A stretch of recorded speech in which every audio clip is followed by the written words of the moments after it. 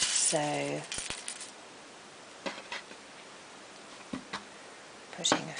putting pins in like that, about 6 pins, that should be plenty. And then a good needle, quite a strong needle, quite a long needle, and then make an over stitch to start with if you don't tie a knot in the end of your thread, and then do little running stitches, about centimetre stitches and centimetre gaps in between. And you can push all the stitches onto the needle and then pull through, and that's your tacking. And just your seam line of tacking is about 15 millimeters, 17 millimeters away from the edge of your fabric, and you do that all the way up to the top. And again, to save time, we've got a sample that is ready done, so let's have a look at that. Okay, so we have this now. Alright, so you've pinned and tacked both of your side seams. Now, what we've got to do is take out the pins, and we're going to use a pencil and mark some lines on this material to sew over, because I'm assuming that you haven't had a lot of experience in stitching and sewing on the machine, and so you might not be confident with sewing straight lines. So why don't we just draw some lines with a pencil and a ruler.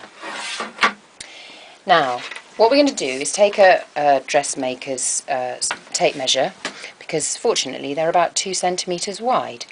And so if you just put your tape measure in the top corner like that of your bag and measure down 3 centimetres and make a dot on your fabric. Then measure down 9 centimetres and make another dot. So when we take the tape measure away, you can see we've got a dot which is 2 centimetres in from the side and 3 centimetres down from the top. And then we've got a gap from that dot to the next dot, which should be 6 centimetres. Okay? Now, once you've measured that and marked those dots on that side, you have to do the same thing on this side. So actually, turn that round that way, it's going to be easier.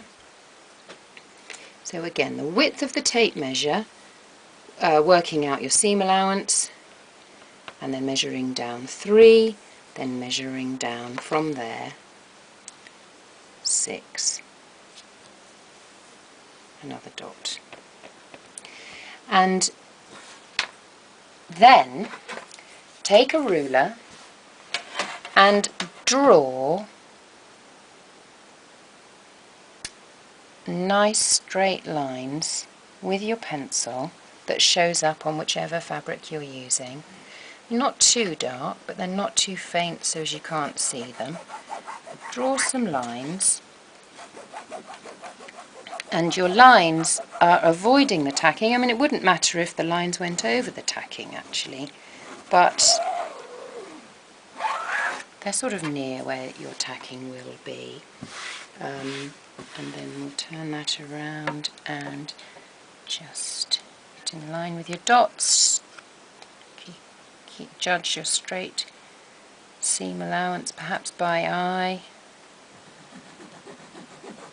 And so you're drawing lines and missing out, you're not drawing a line where the 6 centimetre gap between the dots is. You're not drawing a line there, you're leaving a gap. So we're drawing all the way down to the interfacing, which is going to be at the base of your bag.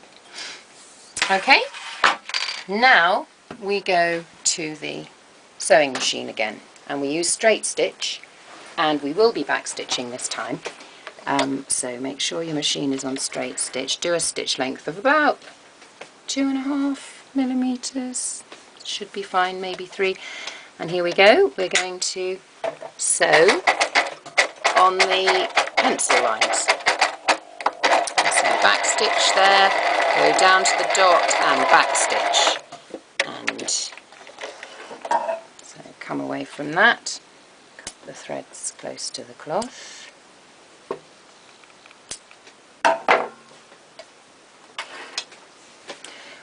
again, yeah, each time you sew, always make sure you have 2 long threads out to the back of the machine so your sewing machine doesn't unthread itself, which can be annoying. And now we just go straight down.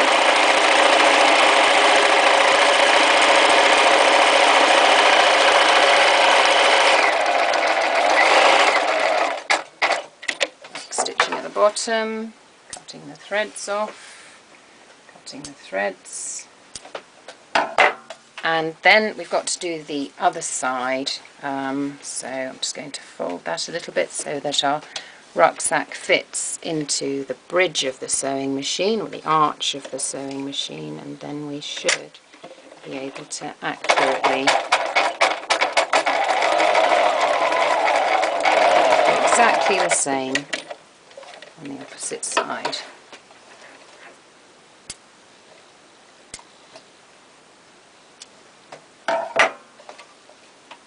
2 long threads again. So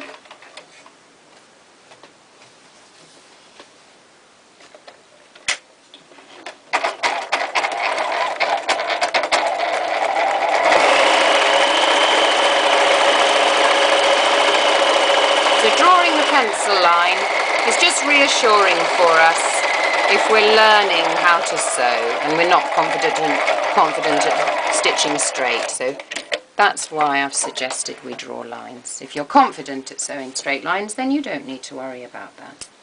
But the measurements are important. The size of the gap and the 3 centimetre seam at the very top is important.